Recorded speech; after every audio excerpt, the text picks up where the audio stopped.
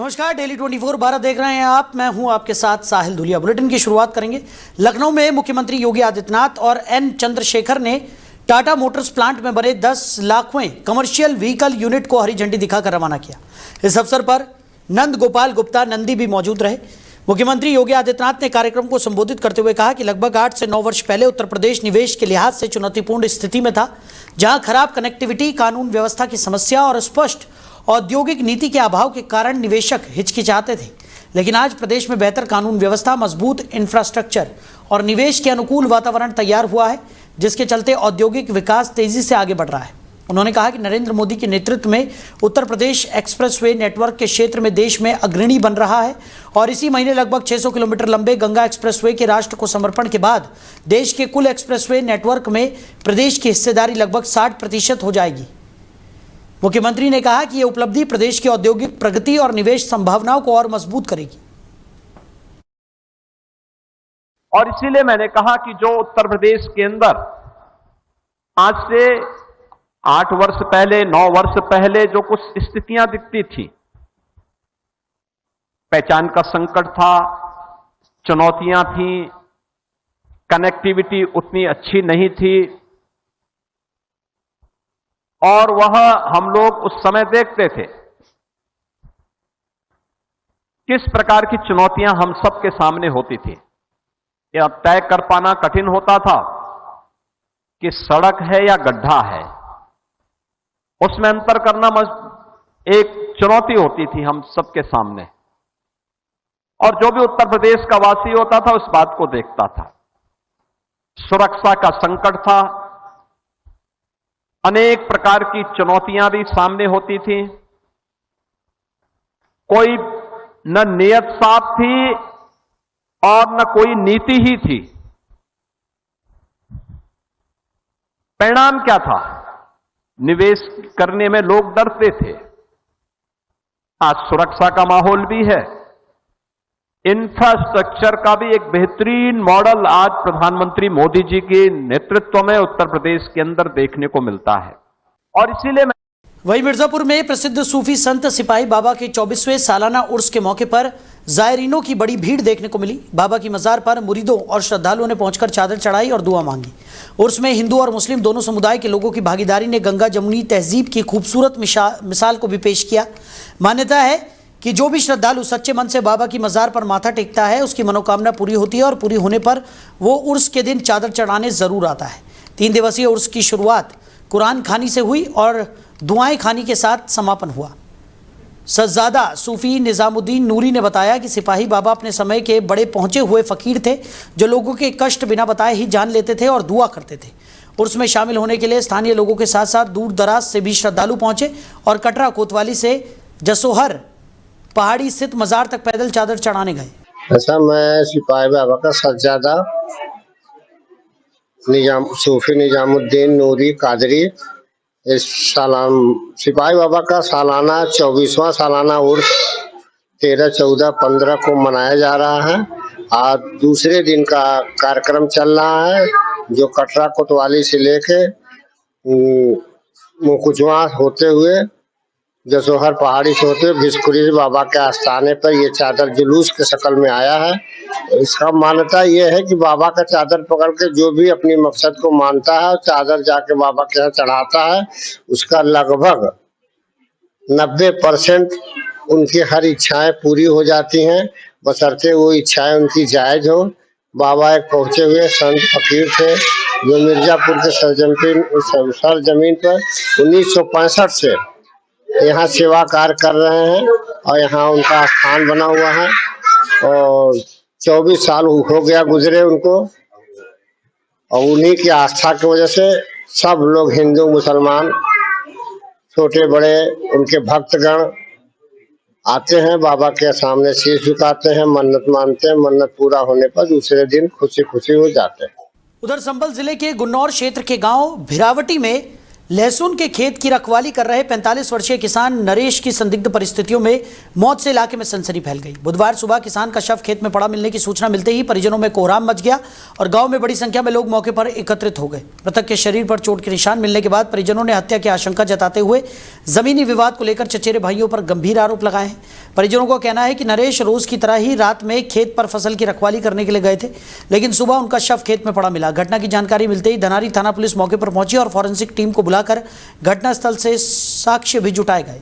धनारी थाना क्षेत्र में भिरावटी गांव में आज सूचना प्राप्त हुई थी कि एक व्यक्ति की लाश जो है वो खेत में पड़ी हुई है। प्राप्त सूचना के आधार पर एसएचओ धनारी मौके पे गए।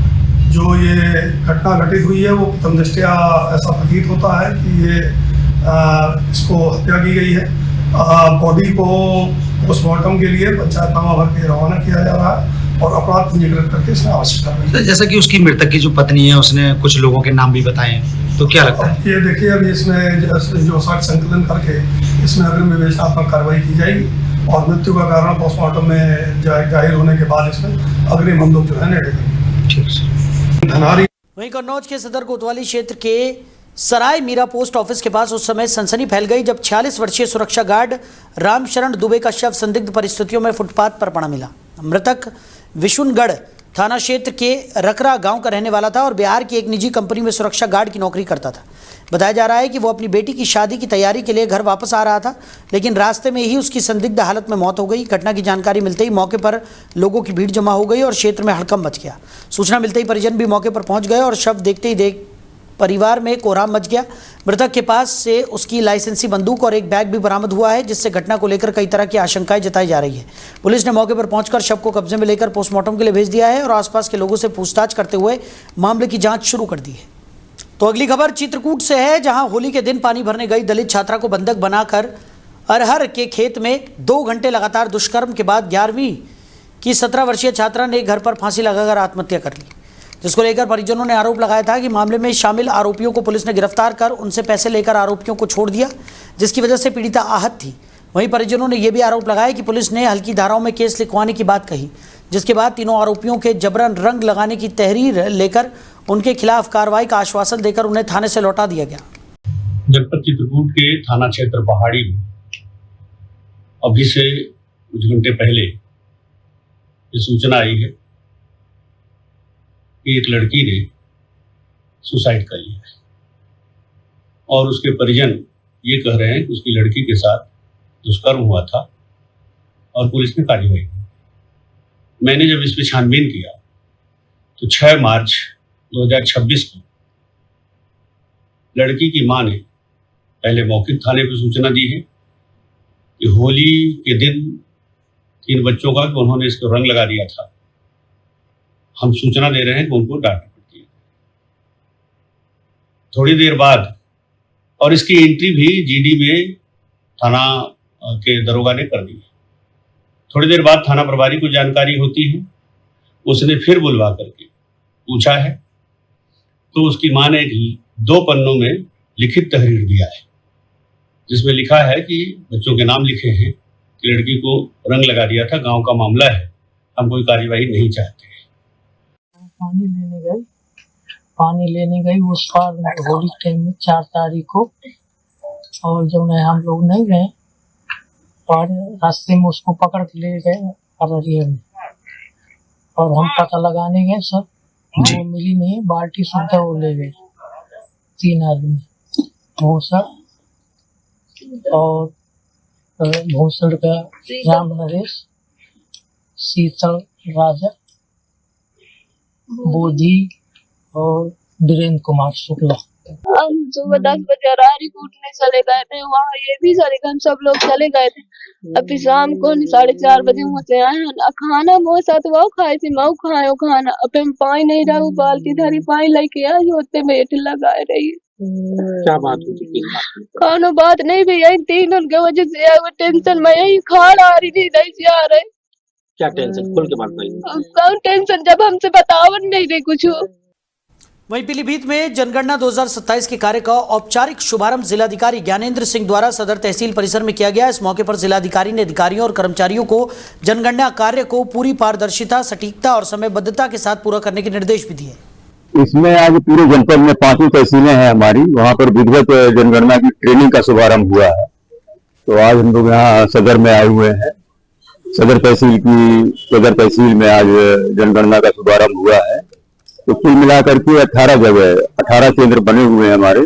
उन सब जगह हम लोग अपने प्रगणकों को और सुपरवाइजर जो इनको विधिवत ट्रेनिंग दी जा रही है और उन्हें बताया गया है कि जनगणना का क्या महत्व है, कि आने वाले समय में इसी जनगणना के आधार पर ही देश की और प्रदेश की पॉलिसी बनेगी और राष्ट्र का निर्माण में इस जनगणना का बड़ा महत्व रहेगा। तो सभी महत्व को भी बताया गया और हमने सबको कहा गया कि जो भी प्रगणक और सुपरवाइजर अच्छा काम करेंगे उनको पुरस्कृत भी किया जाएगा और इसको भार स्वरूप इस काम को ना लेकर के मस्ती में इस काम को करें, क्योंकि ये वास्तव में राष्ट्र के निर्माण के लिए बहुत महत्वपूर्ण है जनगणना हमारी। तो सभी को हमने अपनी शुभकामनाएं दी हैं और सभी से मैं कहना चाहूंगा जितने करीब लगभग हमारे 4800 कर्मचारी इसमें लगेंगे पूरे जनपद में, तो उन सभी को मैंने कहा है कि मन से काम करेंगे, भार स्वरूप इस काम को ना लें और आने वाले समय में निश्चित रूप से मैं ये कह सकता हूं कि यहाँ पीलीभीत में बहुत अच्छी तरह से जनगणना। वहीं ललितपुर के सदर कोतवाली क्षेत्र के सिविल लाइन चौकी अंतर्गत नई तहसील के पास मामूली बात को लेकर दो पक्षों के बीच जमकर मारपीट हो गई, जिसका वीडियो सोशल मीडिया पर तेजी से वायरल हो रहा है। घटना के दौरान दोनों पक्षों के बीच कहासुनी के बाद विवाद इतना बढ़ गया कि मामला हाथापाई तक पहुंच गया और मौके पर अफरा तफरी का माहौल बन गया। मारपीट की घटना का किसी व्यक्ति ने वीडियो बनाकर सोशल मीडिया पर वायरल कर दिया, जिसके बाद मामला चर्चाओं का विषय बन गया। सूचना मिलने पर पुलिस ने मामले का संज्ञान लेते हुए जांच शुरू कर दी है। पुलिस का कहना है कि वायरल वीडियो के आधार पर पूरे प्रकरण की जांच की जा रही है और जांच के बाद आवश्यक विधिक कार्रवाई की जाएगी। वहीं बलिया जनपद के बैरिया क्षेत्र में भीमराव अंबेडकर की जयंती सपा नेताओं और कार्यकर्ताओं की तरफ से बड़े उत्साह और श्रद्धा के साथ मनाई गई। इस अवसर पर बाबा साहेब की प्रतिमा पर माल्यार्पण कर उन्हें श्रद्धांजलि अर्पित की गई और उनके विचार शिक्षित बनो, संगठित रहो और संघर्ष करो को याद करते हुए सामाजिक एकता और जागरूकता का संदेश भी दिया गया। मैं आदर्श नगर पंचायत बैरिया विनोद सिंह, समाजवादी पार्टी। जी विनोद जी, देखा खुद ही नहीं था कि मैं किसी को मदद कर सकूं, इसलिए मैंने जब अपने आप को मजबूत कर लिया तो आज 1.5 साल से मैं जब अपने क्षेत्र, क्योंकि हमारा कर्म भूमि यही था, ये इसी से मैं यही धरती से मैं निकला हुआ था, तो मैंने फिर सोचा कि कुछ जब मैं मजबूत हो गया तो अपने गांव में हर वार्डों में मैं घूमना शुरू किया। तो मुझे ये पता चला कि यहाँ पे वो किसी का घर अभी नहीं बना है। कुछ लोग कहे कि घर इनका नहीं, आवास किसी कारण से नहीं बन पा रहा है, ये पैसा नहीं दे पा रही हैं कि जो कि आवास बने। इसलिए मैं इस एक महिला रामा देवी थी, उनको मैं आवास बनाया जी। और हर तरह की मैं मदद करता हूँ, शादी विवाह या बीमारी हो, हर समय में 24 घंटा इस कार्य करने के लिए मैं आखिर ये मन में कहाँ से यह है कि मैं जब गांव में घूमना शुरू किया तो देखे कि बहुत गरीबी स्थिति है, बहुत लोगों के पास पैसा नहीं है, तो मैं उस गरीबी से गुजरा हूँ। इसलिए मन में आया कि यदि मेरे पास कुछ है तो मैं जरूर किसी का सेवा करूँ। शायद में बहुत सारे ऐसे लोग हैं कि जिसका झोपड़ी की पड़ी है, उन लोगों का छत नहीं है कि वो अपने छत में रह पाए। कहीं हम लोग जाते हैं तो नाली देखते हैं तो नाली बह रहा है, रोड नहीं बना है, तो ये सब कई सारी कमियां हैं। यहाँ के विकास तो कुछ मतलब ऐसा नहीं दिखाई देता है कि 5 साल में 4 साल हो गया और 1 साल 1.5 साल बचा है कि इसमें कुछ और भी हो जाए विकास। मैं आदर्श नगर पंचायत। वहीं पीलीभीत में DIOS ऑफिस से जुड़े करोड़ों रुपए के घोटाले के मामले में पुलिस ने बड़ी कार्रवाई करते हुए 53 खातों में जमा कुल 5.28 करोड़ रुपए की धनराशि को फ्रीज करा दिया है। इस मामले में आरोपी कर्मचारी इल्हाम उर रहमान शमसी के खिलाफ पुलिस पहले से ही कार्रवाई कर रही है और जांच के दौरान वित्तीय लेन देन से जुड़े कई महत्वपूर्ण तथ्य भी सामने आए हैं। पुलिस जांच में सामने आया है कि घोटाले से जुड़ी रकम अलग अलग खातों में ट्रांसफर की गई थी, जिसके बाद पुलिस ने कार्रवाई करते हुए इन खातों को चिन्हित कर धनराशि फ्रीज कर दी।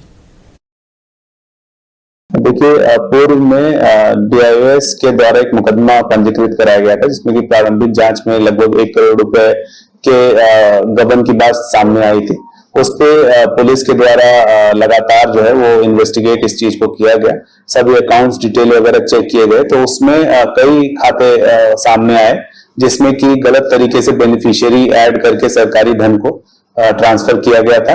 उसमें 50 से ज्यादा खाते जो हैं, जिसमें कि लगभग 5 करोड़ 28 लाख रुपए के आसपास की जो रकम है, उसे अभी तक जो है पुलिस के द्वारा फ्रीज कराया गया है। कुछ संपत्तियों का भी पता चला है जिसके लिए जो है पैसे ट्रांसफर किए गए थे, और उस पैसों को भी बिल्डर को नोटिस देते हुए पुलिस ने उसको होल्ड करा दिया है। इसके अलावा और सभी अकाउंट्स की डिटेल्स चेक कर रहे हैं, और भी जो धनराशि आएगी और जो भी इसमें लोग इन्वॉल्व हैं जिनके भी खाते यूज हुए हैं, उन सब के खिलाफ सख्त कार्रवाई की जाएगी।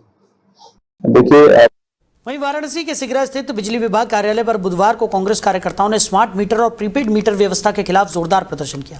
इस दौरान कार्यकर्ताओं ने ऊर्जा मंत्री और राज्य सरकार के खिलाफ जमकर नारेबाजी की और उपभोक्ताओं के हितों की अनदेखी का आरोप लगाया। प्रदर्शन का नेतृत्व महानगर अध्यक्ष राघवेंद्र चौबे ने किया। कांग्रेस नेताओं ने आरोप लगाया कि बिजली विभाग बिना पर्याप्त जानकारी दिए स्मार्ट मीटर को प्रीपेड मीटर में बदल रहा है, जिससे आम जनता पर अतिरिक्त आर्थिक बोझ पड़ रहा है।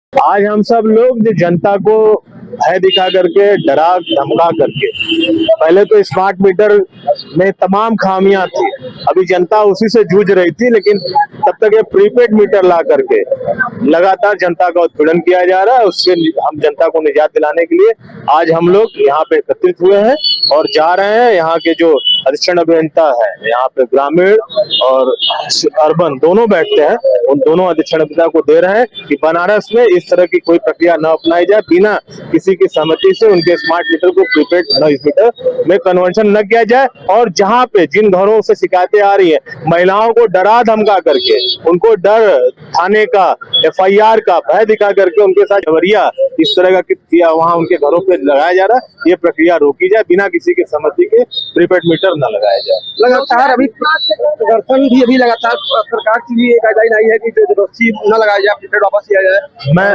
मैं बनारस का हजारों उदाहरण दिखा दूंगा। सरकार कहती कुछ और है, करती कुछ और है, होता कुछ और है। तो अगला प्रारूप क्या होगा अगर सरकार नहीं? आज सरकार नहीं मानेगी। हमारे पास, हम कांग्रेस के लोग हैं, हमारे पास गांधीवादी अहिंसा का हथियार, हम यही इसी कार्यालय पे हमारा अनुरोध अनशन चलेगा जब तक कि प्रीपेड मीटर पे रोक नहीं लग जाएगी। आज हम सब लोग जनता को।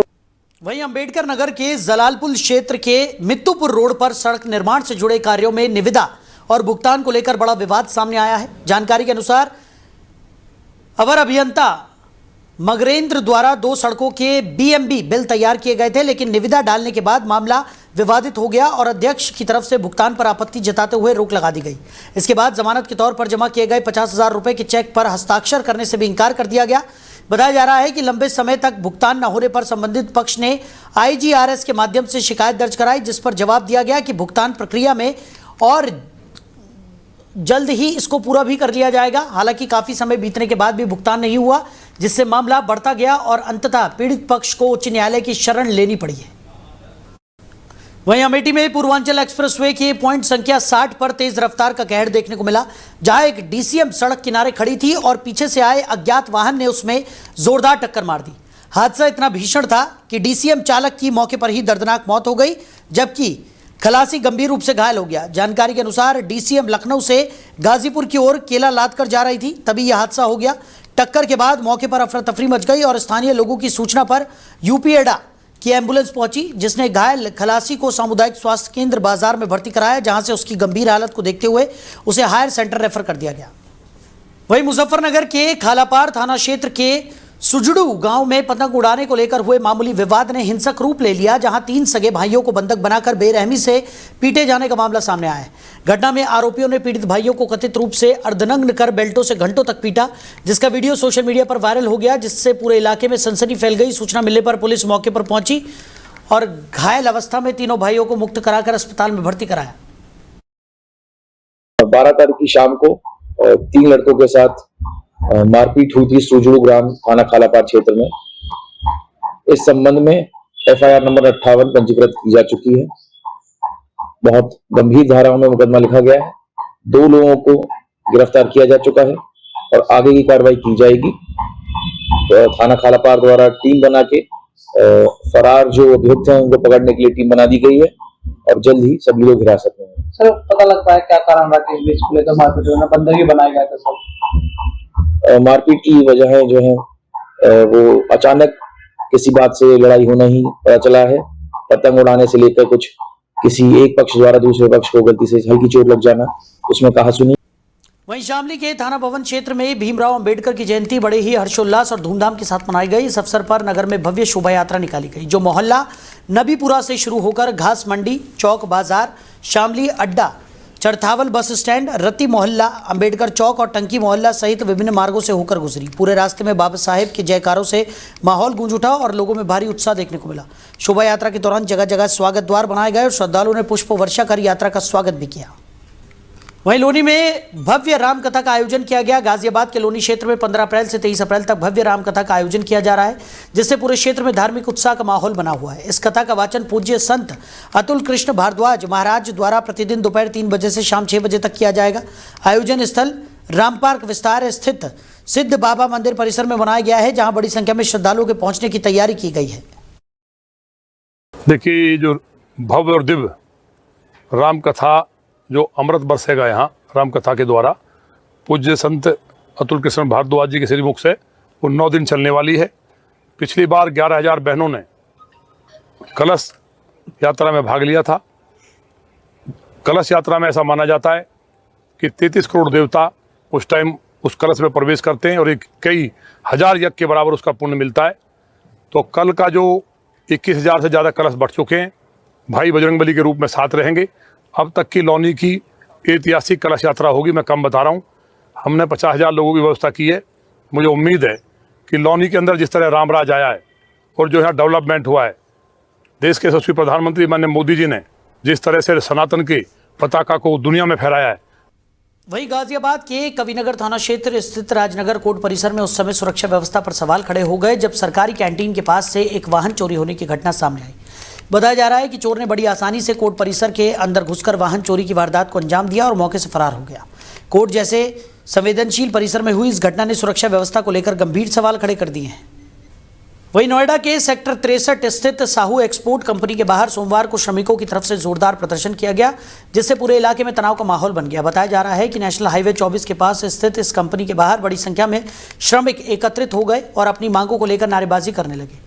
स्थिति बिगड़ते देख मौके पर पुलिस बल पहुंचा और प्रदर्शनकारियों को नियंत्रित करने के लिए बल प्रयोग किया गया। पुलिस की तत्परता के चलते प्रदर्शनकारी किसी भी तरह की तोड़फोड़ करने में सफल नहीं हो पाए और भीड़ को वहां से खदेड़ दिया गया। घटना के बाद कंपनी परिसर के बाहर भारी पुलिस बल तैनात कर दिया गया है ताकि किसी भी अप्रिय स्थिति को रोका जा सके। फिलहाल इलाके में स्थिति नियंत्रण में बताई जा रही है और पुलिस मामले में नजर बनाए हुए है। वहीं नोएडा में श्रमिकों के हंगामे और हालिया घटनाओं को देखते हुए जिलाधिकारी ने सख्त रुख अपनाते हुए नए आदेश जारी कर दिए हैं। आदेश में कहा गया है कि यदि किसी भी श्रमिक की तरफ से उपद्रवी या हिंसक व्यवहार किया जाता है तो केवल श्रमिक ही नहीं बल्कि संबंधित ठेकेदार और लेबर सप्लाई करने वाली एजेंसी के खिलाफ भी कार्रवाई की जाएगी। डीएम के निर्देशों के अनुसार ऐसी एजेंसियों को ब्लैकलिस्ट करने की प्रक्रिया भी अपनाई जाएगी, जिससे भविष्य में उन्हें किसी भी कंपनी या प्रोजेक्ट में कार्य करने का अवसर नहीं मिलेगा। मैं गौतम बुद्ध नगर की जिलाधिकारी सभी श्रमिक भाइयों और बहनों की तरफ से माननीय मुख्यमंत्री जी का धन्यवाद करना चाहती हूं कि उन्होंने हाई पावर्ड कमेटी गठित करी, जिसके द्वारा श्रमिकों की मुख्य मांग वेतन बढ़ोतरी को माना गया है और गौतम बुद्ध नगर में वेतन बढ़ाया गया है। अब गौतम बुद्ध नगर का वेतन 13,690 से लेकर 16,868 के बीच में विभिन्न श्रेणी के श्रमिकों के लिए निर्धारित किया गया है। इसके साथ साथ कुछ निर्देश भी मैं देना चाहती हूँ। जो हमारे औद्योगिक क्षेत्र में औद्योगिक इकाइयाँ और श्रमिकों के बीच में कई जगह कड़ी है संविदाकारों की, जिनको हम आउटसोर्सिंग एजेंसी भी कहते हैं, उनको मैं ये बताना चाहती हूँ कि अगर उनके द्वारा किसी भी उनके एम्प्लॉय या श्रमिक द्वारा कोई भी उपद्रवी व्यवहार किया जाता है या वायलेंस किया जाता है, उसके लिए जो आउटसोर्सिंग एजेंसी है उस पर भी कार्रवाई करी जाएगी, उनका लाइसेंस टर्मिनेट किया जाएगा और उनको ब्लैकलिस्ट भी किया जाएगा। मैं पुनः सभी से अपील करती हूँ, शांति व्यवस्था बनाए रखें। Violence is not the answer. किसी भी प्रकार का वायलेंस होगा, किसी भी प्रकार का अराजकता अगर फैलाई जाएगी, उस पर सख्त कार्रवाई करी जाएगी। वहीं नोएडा के सेक्टर 63A ब्लॉक में एक बार फिर श्रमिकों का प्रदर्शन शुरू हो गया, जिससे इलाके में तनाव की स्थिति बन गई। बताया जा रहा है कि बड़ी संख्या में श्रमिकों ने अपनी मांगों को लेकर एकत्रित होकर विरोध प्रदर्शन किया और नारेबाजी शुरू कर दी। स्थिति को देखते हुए प्रशासन ने तुरंत कार्रवाई करते हुए भारी पुलिस बल मौके पर तैनात कर दिया ताकि किसी भी प्रकार की अप्रिय घटना को रोका जा सके। पुलिस लगातार हालातों पर नजर बनाए हुए है और भीड़ को नियंत्रित करने का प्रयास भी किया जा रहा है। वहीं नोएडा में श्रमिकों के विरोध प्रदर्शन को देखते हुए पुलिस कमिश्नर लक्ष्मी सिंह के निर्देश पर पुलिस ने पैदल मार्च निकाला। इस दौरान पुलिस ने क्षेत्र में फ्लैग मार्च कर कानून व्यवस्था का सख्त संदेश दिया और माहौल खराब करने वालों के खिलाफ कड़ी कार्रवाई की चेतावनी दी। पुलिस की ओर से प्रदर्शनकारियों से शांति और संयम बनाए रखने की अपील की गई है ताकि स्थिति नियंत्रण में रहे और किसी भी प्रकार की अप्रिय घटना न हो। पूरे इलाके में चप्पे चप्पे पर भारी पुलिस बल की तैनाती की गई है और लगातार निगरानी भी रखी जा रही है। वहीं नोएडा में श्रमिक प्रदर्शन और उससे जुड़ी हिंसा के मामलों की जांच पुलिस ने तेज कर दी है। सूत्रों के अनुसार घटना के पीछे साजिश के कई अहम सुराग मिले हैं, जिसके आधार पर पुलिस लगातार उपद्रवियों की पहचान में जुटी हुई है। पुलिस सीसीटीवी फुटेज के जरिए फैक्ट्रियों और प्रदर्शन स्थलों पर हुई तोड़फोड़ में शामिल लोगों की पहचान कर रही है।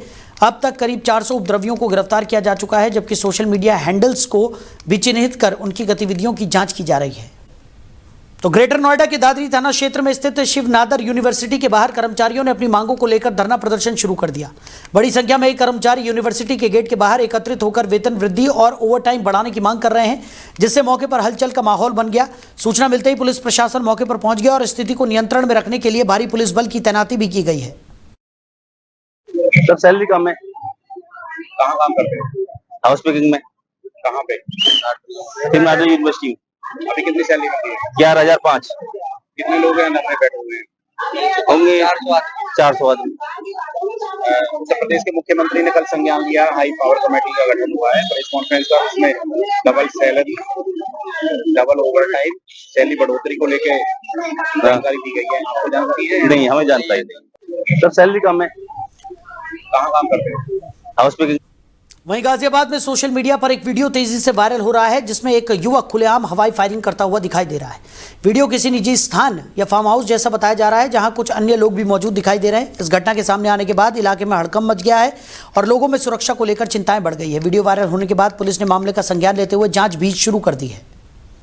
उधर ग्रेटर नोएडा के कासना थाना क्षेत्र में एक ज्वेलरी शॉप पर लूट की सनसनीखेज वारदात सामने आई है, जहां बदमाश ने दुकानदार की आंखों में स्प्रे डालकर सोने की अंगूठियां ली और फरार हो गया। घटना के बाद इलाके में दहशत का माहौल बन गया। पीड़ित हेमपाल वर्मा के अनुसार एक युवक ग्राहक बनकर दुकान पर आया और अपनी पत्नी के लिए सोने की 7 अंगूठियां देखने लगा। वो अंगूठियां पहनकर फोटो खिंचवाने की बात करता रहा और कुछ देर बाद अचानक उसके पास मौजूद ज्वलनशील स्प्रे से दुकानदार की आंखों पर हमला कर दिया। उससे पहले कि दुकानदार कुछ समझ पाता, आरोपी अंगूठियां लेकर मौके से फरार हो गया। दुकानदार ने हिम्मत दिखाते हुए उसे रोकने की कोशिश भी की, लेकिन बदमाश तेजी से भागने में सफल रहा। घटना की सूचना मिलने पर पुलिस मौके पर पहुंची और जांच पड़ताल में जुट गई। मैं हेमपाल वर्मा ग्रेटर नोएडा कासना से। मेरी दुकान है यहाँ कालीचरण मार्केट में और जिसका नाम है शगुन ज्वेलर्स। रात करीब 12 अप्रैल को रात 8:50 पर एक बदमाश आया। उसने अपनी घरवाली के लिए मेरे से लेडीज अंगूठी मांगी। मैंने उसको लेडीज अंगूठी दिखाई। अंगूठी 7 नग थे, 7 पीस दिखाए थे उसको। उसने देखने के बाद अपनी उंगलियों में वो डाली अंगूठी और उसकी फोटो खींचने लगा। मैंने उसे मना भी किया। वो बोला मुझे अपनी घरवाली को दिखाना है, तो इसलिए मैं फोटो ले रहा हूँ भैया, मैं आपसे खरीदनी है। मैं ठीक है, चलो कोई बात नहीं। भाई इतनी देर में उसने फोटो खींचा था। खींचने के बाद 1-2 बार उसने मोबाइल कान पे लगाया। मुझे तो ये पता नहीं चली तो उसने किसी से बात की भी थी या नहीं की थी। तो इतनी देर में मैंने कहा भाई ये अंगूठी मुझे दे। उसने ऐसे खड़ा होकर सीधा उसने मेरी आंखों पे मारा। आंखों पे जब मारा तो मेरी आंखें बेकार हो गई, मुझे कम दिखाई देने लगा। तो फिलहाल इस बुलेटिन में मेरे साथ इतना ही। आप बने रहिए। नमस्कार।